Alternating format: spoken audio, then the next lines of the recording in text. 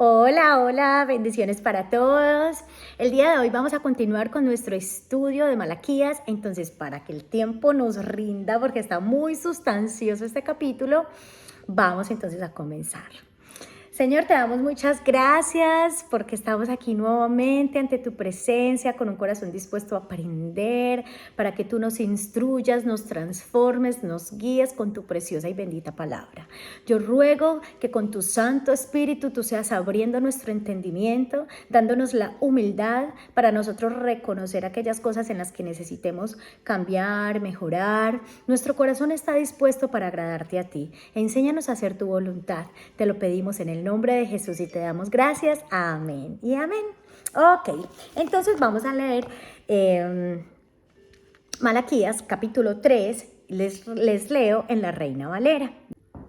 He aquí, yo envío mi mensajero, el cual preparará el camino delante de mí, y vendrá súbitamente a su templo el Señor a quien vosotros buscáis, y el ángel del pacto a quien deseáis vosotros. He aquí viene, ha dicho Jehová de los ejércitos. Ahí leí solo el versículo 1 y allí hay mucho que aprender, así que pongan por favor mucha atención. Primero que todo nos está hablando de que iba a enviar su mensajero. Dios iba a enviar su mensajero. ¿Quién es este mensajero? Pues en Mateo capítulo 11, versículo 10, refiriéndose a este verso, dice que es Juan el Bautista, quien vino a preparar el camino del Señor. Antes de Cristo, pues vino Juan el Bautista. Entonces a esto se está refiriendo. Luego en este verso nos está hablando de el ángel del pacto, que iba a enviar el ángel del pacto. ¿Y quién es este ángel del pacto?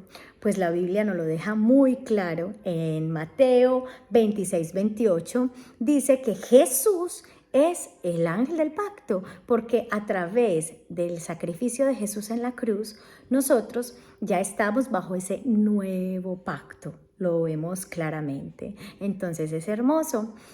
Sabemos que la Biblia, desde Génesis hasta Apocalipsis, la Biblia es cristocéntrica. Entonces, cada que vemos en el Antiguo Testamento una aparición preencarnada de Cristo, esto en teología se llama una cristofanía. Cristofanía es cuando vemos a Cristo en el Antiguo Testamento. Y cuando la Biblia en el Antiguo Testamento nos habla del ángel del Señor, o en este caso el ángel del pacto, está hablando de Cristo. Se lo voy a comprobar con dos ejemplos. Dice en Génesis capítulo 22.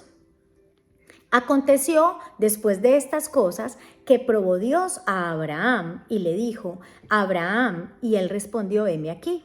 Y dijo, toma ahora tu hijo, tu único, Isaac, a quien amas, y vete a tierra de Moriah y ofrécelo allí en holocausto sobre uno de los montes que yo te diré. Ahí leí versículos 1 y 2. Ahora me voy hasta el verso 11, me voy a adelantar un poquito, y dice, entonces el ángel de Jehová le dio voces desde el cielo y dijo, Abraham, Abraham. Y él respondió, heme aquí. Y dijo, no extiendas tu mano sobre el muchacho, ni le hagas nada, porque ya conozco que temes a Dios, por cuanto no me rehusaste tu único hijo. Entonces está diciendo, el ángel de Jehová, no me negaste a tu hijo. Entonces nos deja muy claro que tanto el ángel de Jehová era el mismo Dios. Entonces, bueno, me parece muy, muy precioso esto. Y en Jueces capítulo 13 también vemos cuando este ángel se le aparece a los padres de Sansón. Y lo vemos en Jueces 13 del versículo 17 al 22. Les voy a leer. Entonces dijo Manoa, Manoa era el padre de Sansón, dijo Manoa al ángel de Jehová, ¿cuál es tu nombre? Para que cuando se cumpla tu palabra te honremos. Y el ángel de Jehová respondió, ¿por qué preguntas por mi nombre? ¿Qué es admirable? Y la Biblia nos dice por allá en Isaías, cuando está hablando que va a venir nuestro Salvador, van a ser de una virgen, y dice, lo llamarán consejero, admirable, príncipe de paz. Entonces el ángel dice, ¿y por qué me preguntas por mi nombre, que es admirable? Me parece hermoso. Sigue el verso 19. Y Manoa tomó un cabrito y una ofrenda y los ofreció sobre una peña a Jehová. Y el ángel hizo milagro ante los ojos de Manoa y de su mujer. Porque aconteció que cuando la llama subía del altar hacia el cielo, el ángel de Jehová subió en la llama del altar ante los ojos de Manoa y de su mujer, los cuales se postraron en tierra. Y el ángel de Jehová no volvió a aparecer a Manoa ni a su mujer. Entonces conoció Manoa que era el ángel de Jehová. Y dijo Manoa a su mujer, ciertamente moriremos, porque a Dios hemos visto. ¡Wow! Entonces vemos que era Dios mismo, y sabemos que Dios y Cristo es exactamente igual. Entonces, mire que Él permitió que se le postraran. Y la Biblia dice claramente que solamente nos postraremos, nos arrodillamos ante Dios. Por allá en Apocalipsis vemos que el apóstol Juan, cuando está teniendo esa revelación de Apocalipsis, él se postra ante un ángel y el ángel le dice, no, levántate, yo soy igual que tú, yo soy también un siervo de Dios. No te postres. Eso que nos quede claro. Ok, entonces ahí podemos ver en esos dos ejemplos que el ángel del nuevo pacto, el ángel del pacto es Jesucristo, que nos quede claro. Muy bien, pero también vemos que dice a quien ustedes buscan y a quienes ustedes desean. Pero hemos venido estudiando que el pueblo estaba como muy rebelde, los sacerdotes también, solamente siguiendo una religión vacía, sin el corazón, sin sinceridad, ¿cierto? Y entonces esto me encanta un comentario que encontré en la Biblia de MacArthur y dice lo siguiente. Respecto a ustedes lo desean, ustedes lo buscan. Entonces mira lo que dice. Esta frase puede estar cargada de sarcasmo, porque el pueblo pecador no se deleitaba en Dios en aquel tiempo y tampoco lo harían cuando Él viniera a juzgar su culto hipócrita y cuando viniera a purificar el templo. Entonces cuando le dice el ángel del pacto, el que ustedes tanto desean y anhelan, lo está diciendo de una manera sarcástica. Me encantó ese comentario. Entonces, podemos ver eso. Continúo con el versículo 2. Dice, ¿y quién podrá soportar el tiempo de su venida? ¿O quién podrá estar en pie cuando Él se manifieste? Porque Él es como fuego purificador y como jabón de lavadores. ¡Wow! Ahí leí el versículo 2 del capítulo 3 que estamos estudiando, obviamente. Entonces dice, el tiempo de su venida. Ay, ahora sí estamos más cerca que en este tiempo, ¿cierto? De la venida de Cristo. Y qué importante nosotros pensar en esto. Que los días son malos, que de verdad que estamos en los últimos días, que como dice la palabra, Cristo está a las puertas.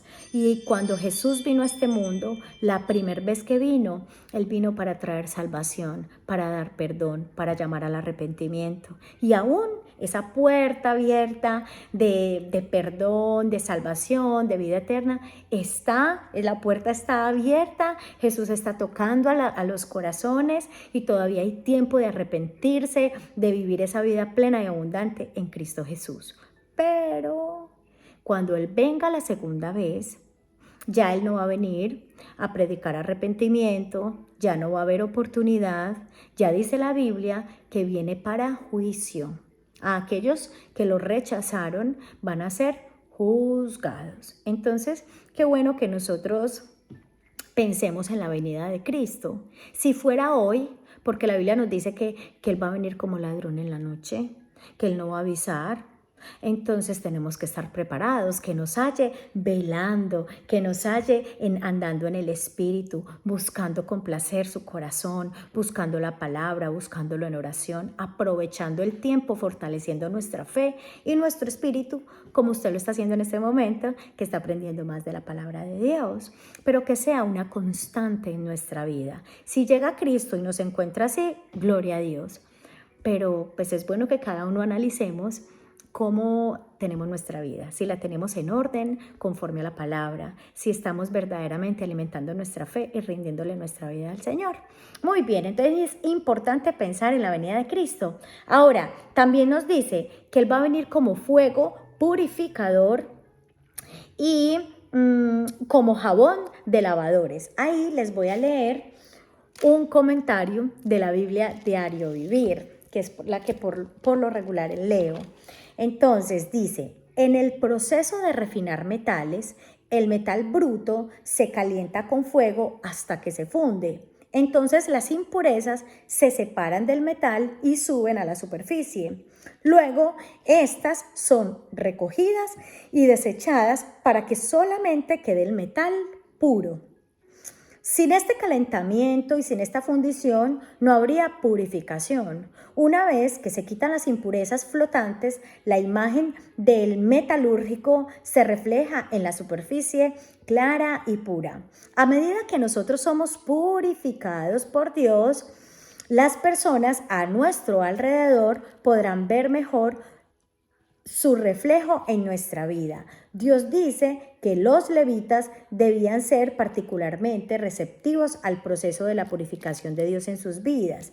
Y el jabón fuerte que aquí se menciona era alcalí, que se utilizaba para blanquear telas. Y en este caso también se emplea como un símbolo de proceso purificador. Bueno.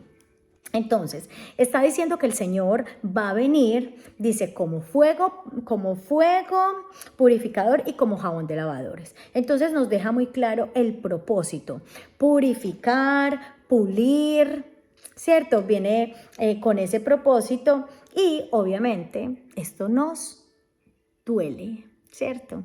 Aquí lo podemos ver de las dos maneras, ¿cierto? Ya les expliqué de que hay que pensar en la venida de Cristo. Aquí en Malaquías todavía no había venido Cristo.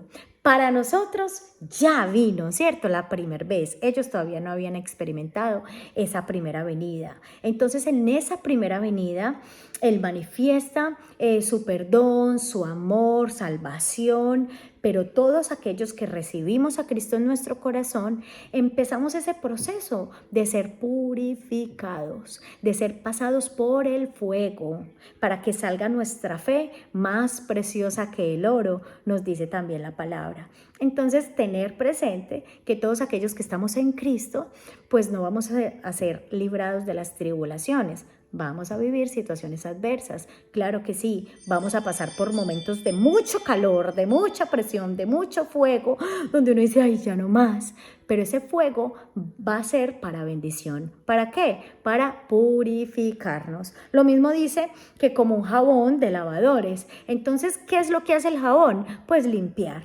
Ese es el propósito, limpiarnos. Entonces, tengamos muy presente que la obra de Jesús en la cruz tiene que ser completa en nuestra vida.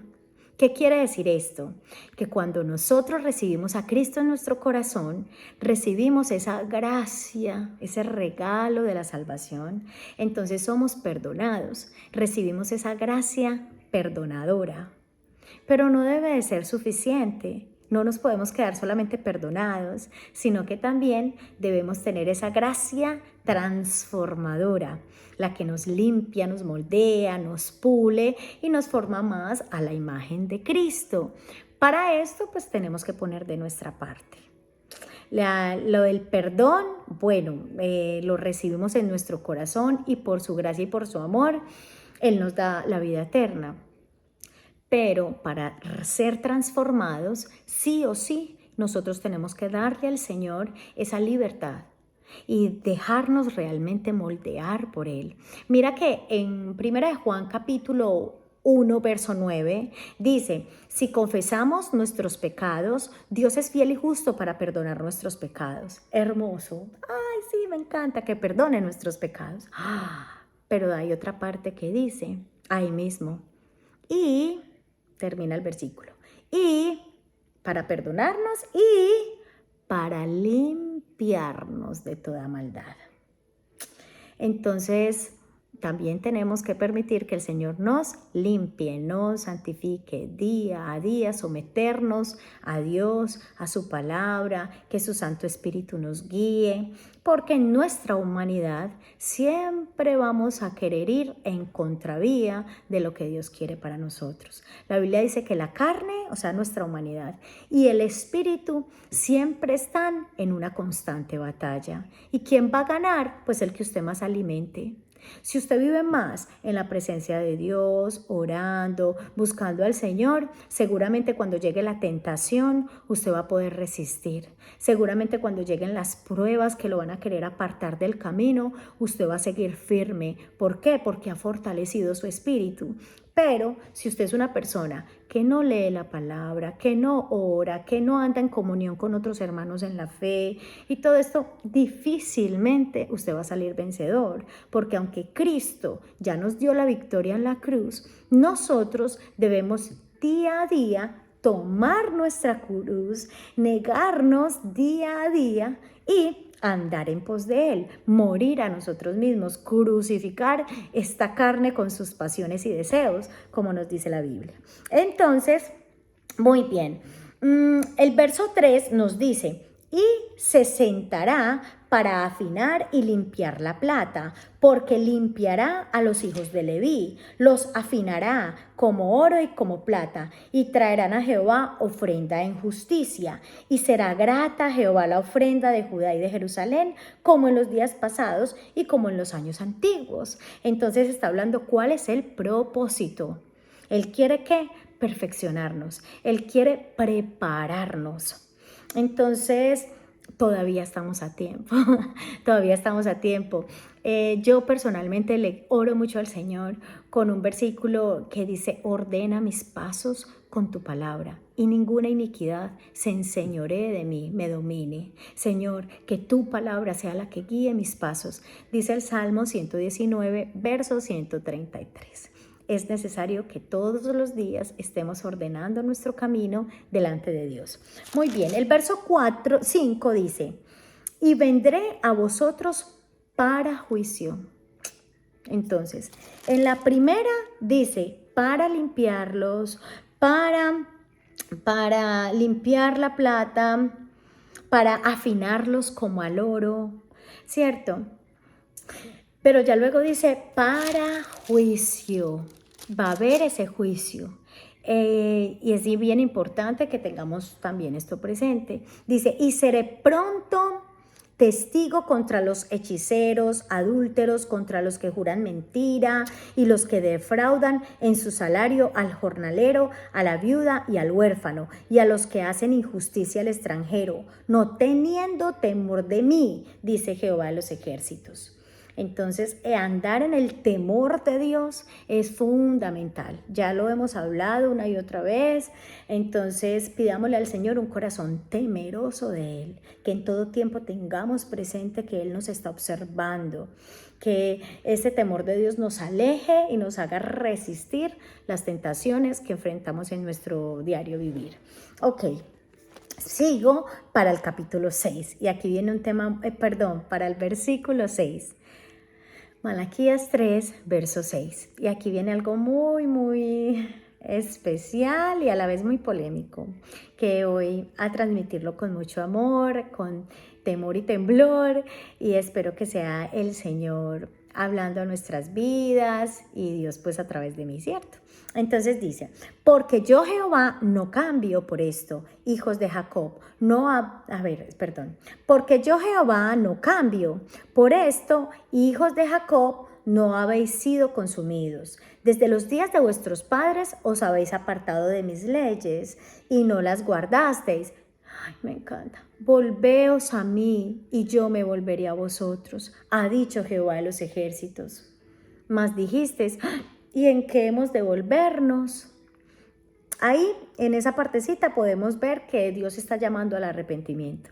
A pesar de que se estaban haciendo las cosas mal y se estaban queriendo burlar de Dios y estaban desobedeciendo abiertamente, Él les dice, por favor, arrepiéntase, vuelva hacia mí de todo corazón. Y ellos dicen, cuando dicen que me voy a volver, les está diciendo, el pueblo le dice a Dios, nosotros como diciéndole a Dios, ay, pero ¿de qué me voy a arrepentir? Yo no tengo nada de qué arrepentirme. Eso era lo que estaban diciendo. Esto lo hace una persona egoísta, una persona orgullosa, que no conoce a Dios, realmente que no le conoce.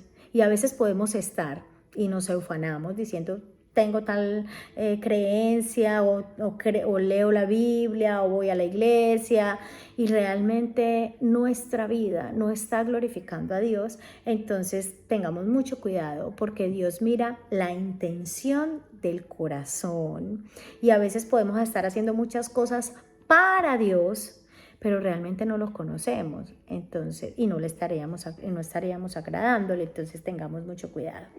Bueno, el verso 8 dice, ¿robará el hombre a Dios? Aquí Dios está hablando, ¿robará el hombre a Dios?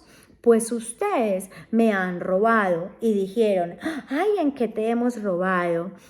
En vuestros diezmos y ofrendas. Malditos sois con maldición, porque vosotros, la nación toda, me habéis robado. Traed todos los diezmos al alfolí, y haya alimento en mi casa, y probadme ahora en esto, dice Jehová de los ejércitos, si no abriré las ventanas de los cielos, y derramaré sobre vosotros bendición hasta que sobreabunde. Reprenderé también por vosotros al devorador, y no os destruirá el fruto de la tierra, ni vuestra vida en el campo será estéril, dice Jehová de los ejércitos. Y todas las naciones os dirán, bienaventurados, porque seréis tierra deseable, dice Jehová de los ejércitos. Hermoso. Entonces aquí podemos ver algo que puede ser, como les digo, algo polémico, pero vamos a poner mucho cuidado. En la Biblia, realmente la palabra diezmo aparece en el Antiguo Testamento. En el Nuevo Pacto, es decir, después de Cristo, ya no se menciona o ya no es necesario el diezmo. Yo voy a tratar de explicarles bien claro para que ustedes lo puedan tener pues bien presente. En Génesis dicen que desde allí se estableció el diezmo, desde Génesis. Pero si nosotros vemos, allí no fue instituido por Dios el diezmo. Nunca Dios le pidió allí en Génesis a ellos, a los personajes que vamos a ver, el diezmo. Esto fue voluntario. Entonces el diezmo no fue instituido en Génesis, como dicen, sino que cuando vemos por decir a Abraham y a Jacob, ellos decidieron dar el diezmo voluntariamente. Vamos a ver que Abraham en Génesis 14, 20, ¿qué fue lo que pasó? En Génesis 14, 20 dice así, y bendito sea el Dios Altísimo que entregó tus enemigos en tu mano, y le dio a Abraham los diezmos de todo. ¿A quién le dio los diezmos? Abraham, a Melquisedec. Versículos anteriores usted lo ve. Se lo dio a Melquisedec porque dice allí que Melquisedec era un rey y era un sacerdote. Entonces a él le nació voluntariamente, no fue que Dios le dijo que lo hiciera, a él le nació dar el diezmo y lo hizo que de una manera voluntaria. Además de no recuerdo, 130 o 160 años que vivió Abraham, es la única vez que se menciona que Abraham haya dado diezmo, o sea que fue algo espontáneo y lo hizo por gratitud, porque él venía de una guerra, había tenido una batalla y fue vencedor y recogió un botín impresionante y de allí le dio el diezmo, porque así lo decidió él y lo quiso hacer, no porque Dios se lo haya mandado, por lo menos es lo que vemos en la Biblia. Entonces vemos esta parte. También en Génesis 28 nos habla del diezmo. Son esos dos ejemplos que encontramos como tal de personas que le dieron diezmo a Dios. Y en Génesis 28 nos dice que nos habla de Jacob. Génesis 28, 20, también versículo 20, dice: e hizo Jacob voto, o sea, hizo una promesa que le nació a él hacerla.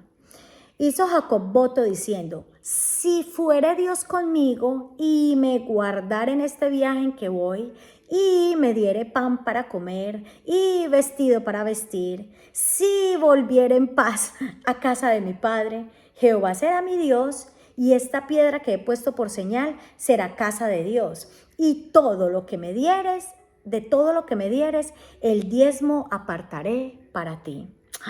Entonces vemos que fue voluntario, algo que él quiso hacer. Y es muy tenaz porque la verdad, aquí vemos que Jacob lo hizo más, este voto lo hizo del diezmo, lo hizo más condicionando a Dios. Usted me da, yo le doy. Si me vistes, si me proteges, si me das esto, si me das lo otro, entonces yo te voy a dar el diezmo. Y así no funciona. Entonces, de alguna forma, no está bien. No está bien cuando uno le dice: ay, Señor, mire, acá le estoy dando el diezmo. Mire, pues, esta ofrenda. Mire esta siembra. Mire esto. Mire, pues, ponga cuidado para que me lo multiplique. Para que... No. Damos por gratitud, por amor y no esperando nada a cambio. Solo por gratitud. Ahora, que Dios es fiel, porque allí vemos en Malaquías que dice: yo abriré las ventanas de los cielos. Sí, es verdad. Él nos bendice, Él nos prospera, Él nos ayuda. Aún uno siendo tan infiel con Dios, aún uno fallándole tanto, Él nos cuida, Él nos ama, Él nos guarda. ¿Cuánto más si también lo empezamos a honrar con la economía, con lo mismo que Él nos da?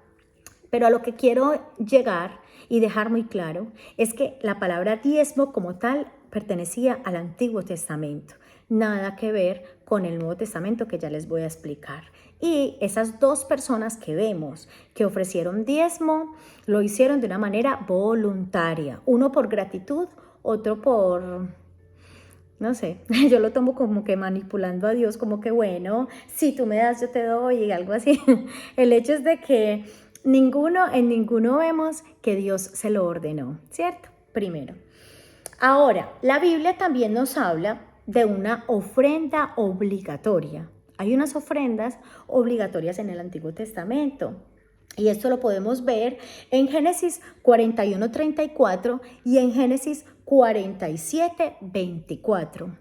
Y allí vemos lo que se llama una tasa, lo llamaríamos ahora una tasa básica de impuestos, que este impuesto fue instituido en Egipto para solventar el gobierno nacional. Cuando José, se los voy a buscar en un momentico, Génesis, para leerles esa parte, Génesis 47, versículo 24. 47, 24, ya se los voy a leer. Dice así, dice: después, cuando llegue el tiempo de la cosecha, 1/5 parte de los cultivos será para el faraón. Ustedes podrán quedarse con las otras 4/5, pero como semilla, perdón, ay, a ver, es que no leo bien. Ustedes podrán quedarse con las otras 4/5 partes como semilla para sus campos y alimento para ustedes, los de su casa y sus niños. Y el otro versículo que les había dado era Génesis 41:34. Y aquí vemos a José aconsejándole al faraón qué podía hacer cuando viniera el tiempo de la sequía. Entonces desde allí Dios mismo fue el que guió a José para que aconsejara al faraón de esa manera. Y dice Génesis 41, 34. Se los voy a leer. Ay, Dios. Por acá. Dice: después el faraón debería nombrar supervisores de la tierra a fin de que almacenen una quinta parte de las cosechas durante los 7 años buenos. Iban a tener 7 años buenos y 7 años de escasez. Entonces le dio este consejo y esto lo vemos hoy. Todos pagamos unos impuestos al gobierno. Entonces esto es obligatorio, lo vimos en la Biblia. Eso sí es obligado. También podemos ver otras 3 clases de diezmos en la Biblia, como tal el diezmo. Entonces, vemos en Levítico 27, versos 30 y 31, que allí se establece el diezmo del Señor o el diezmo de los levitas. Y Dios dijo: le deben de dar el diezmo a los levitas, que eran los sacerdotes, los que trabajaban en el templo en todo tiempo sirviendo a Dios. ¿Por qué? Porque esta tribu de los levitas eran 12 tribus y la tribu de los levitas era la escogida para servir a Dios. Todas las demás tribus, a todas las tribus se les repartió unas tierras donde vivir, se les asignaron unos territorios, pero a los levitas no les dieron heredad. Y Dios les dijo: yo seré su heredad. Yo les pertenezco a ustedes, ustedes no necesitan más y yo me encargaré de suplirles. Entonces por eso instituyó el diezmo. Lo vemos ahí y en Números 18 también nos queda claro. El diezmo del Señor. El primer diezmo, que es el de los levitas o el del Señor, vemos que este era para sostener el programa religioso. Ahora hay un segundo diezmo obligatorio que nos dice que está en Deuteronomio 12, versículos del 6 al 17. Y este diezmo es llamado el diezmo de los festivales, porque el propósito era estimular a la unidad, donde todos llevaban sus diezmos y comían y compartían todas las familias juntas, siervos, sacerdotes, todos junticos estarían compartiendo. Entonces por acá encontré un comentario sobre este diezmo y me encanta. Dice: los hebreos ponían gran énfasis en la adoración familiar, ya fuera para ofrecer sacrificios o celebrar los festivales, la familia participaba junta. Esto permitía que los hijos desarrollaran una actitud positiva hacia la adoración y que los adultos reafirmaran el compromiso de su fe. Muy bien, entonces este diezmo de los festivales era con el propósito de sostener el programa religioso nacional. Ahora, el tercero y último diezmo obligatorio que vemos en la Biblia es el diezmo de los pobres. Y este está en Deuteronomio 14, verso 28, donde Dios establece que debían de dar un diezmo para sostener a los necesitados cada 3 años. Esta debía darse cada 3 años. Y era con el propósito de sostener el programa de bienestar social. Entonces aquí podemos ver que todos estos fueron en el Antiguo Testamento. En el Nuevo Testamento ya no está el diezmo, no aparece. Lo que sí nos dice la Biblia es sobre las ofrendas. Entonces ya nosotros, aquí no importa tanto la cantidad que usted dé, sino la actitud con la cual usted da. Esto sí es muy, muy importante. El apóstol Pablo nos dice que debemos dar voluntariamente, dar de corazón, dar con alegría. Y también nos dice que debemos de dar de acuerdo a cómo hayamos sido prosperados.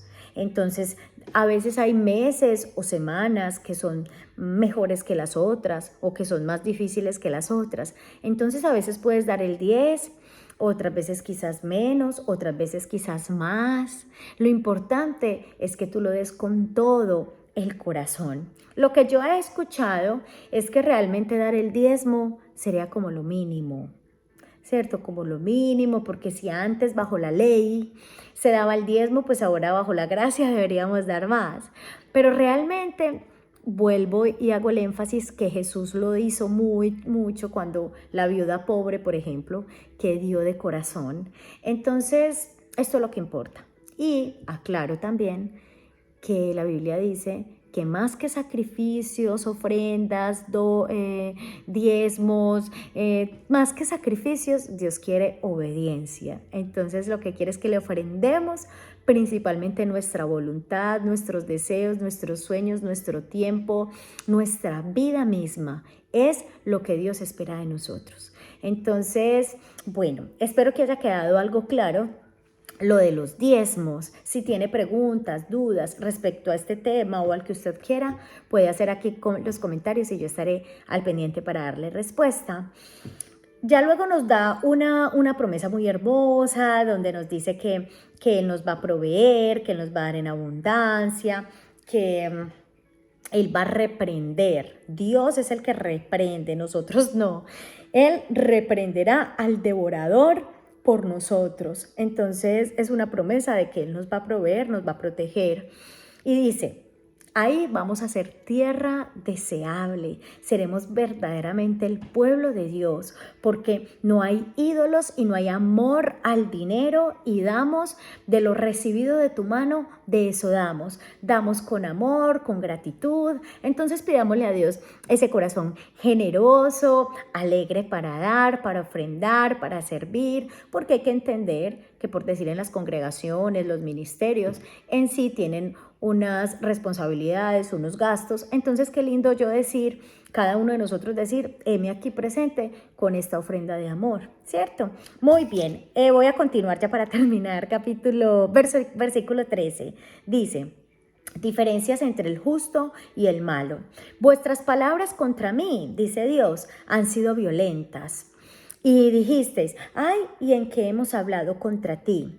Habéis dicho, por demás es servir a Dios, que aprovecha que guardemos su ley y que andemos afligidos en presencia de Jehová de los ejércitos. Decimos pues, ahora bienaventurados son los soberbios y los que hacen impiedad, no solo son prosperados, sino que tentaron a Dios y escaparon. Entonces los que temían a Jehová hablaron cada uno a su compañero, y Jehová escuchó y oyó, y fue escrito libro de memoria delante de él, para los que temen a Jehová y para los que piensan en su nombre. Y será para mí especial tesoro, ha dicho Jehová de los ejércitos, en el día en que yo actúe, y los perdonaré como el hombre que perdona a su hijo que le sirve. Esa es una promesa hermosa, el 17. Entonces os volveréis y discerniréis la diferencia entre el justo y el malo, entre el que sirve a Dios y el que no le sirve. ¡Wow! Entonces, bueno, que Dios nos ayude a que podamos corresponderle ese amor tan grande que Él nos tiene, con una vida de obediencia, con una vida de gratitud, que de lo que Él nos da le damos, le ofrendamos también. Y vivir en su temor, estar constantemente pensando en Él, porque dice que los que temen piensan en Él. Lo uno me lleva a lo otro. Si yo ando en el Espíritu y tengo el temor de Dios, mi mente todo el tiempo está pensando en lo que a Dios le agrada o no le agrada, ¿cierto? Entonces, muy, muy importante. Bueno, espero que haya sido de bendición para ti este estudio. Terminemos entonces en oración. Señor, te damos muchas gracias por tu palabra, amadísimo Dios. Te damos toda la gloria y la honra a ti. Te rogamos que por favor, Señor, tú nos ayudes con todo lo que hoy nos has enseñado y aún sigue, Señor, enseñándonos con tu Santo Espíritu. Ayúdanos a andar en tu temor, en amor, en gratitud contigo, a vivir, Señor, para alabarte, para adorarte. Si en algo nos tenemos que volver a ti, si de algo necesitamos arrepentirnos, que sea el día de hoy, Señor. No permitas que nuestro corazón se endurezca, que cuando escuchemos tu voz realmente ya sea dando un fruto de arrepentimiento en nuestra vida, porque no queremos ser solamente oidores. Necesitamos ser coherentes entre lo que creemos, entre lo que predicamos y confesamos y decimos creer, y también, Señor, con lo que vivimos. Ayúdanos a ser diligentes en la búsqueda de tu presencia y de tu palabra. Ayúdanos a estar en todo tiempo llenos de tu espíritu, guiados por tu palabra. Te lo pedimos en el nombre de Jesús. Amén y amén. Dios les bendiga.